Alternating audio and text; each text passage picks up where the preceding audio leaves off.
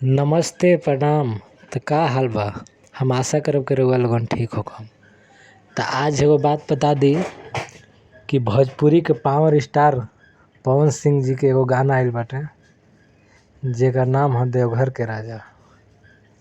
बिट्टू विद्यार्थी गाना के लिखले बड़े, सरगम आकाश एकरा के म्यूजिक डायरेक्टर बड़े और श्वेता मेहरा एकर में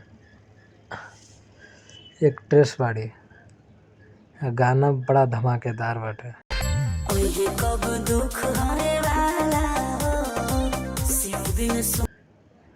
तो रउआ लोगन ये गाना के सुनी और प्यार आशीर्वाद दी।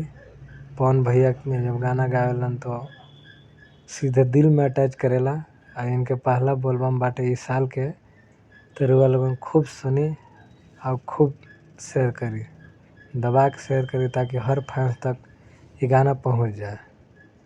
तो हम आशा करब कि रउआ लोगन के गाना अच्छा लगल होई और हमारी चैनल भोजपुरिया जानकारी के आप लोग सब्सक्राइब करें, लाइक करें और शेयर करें।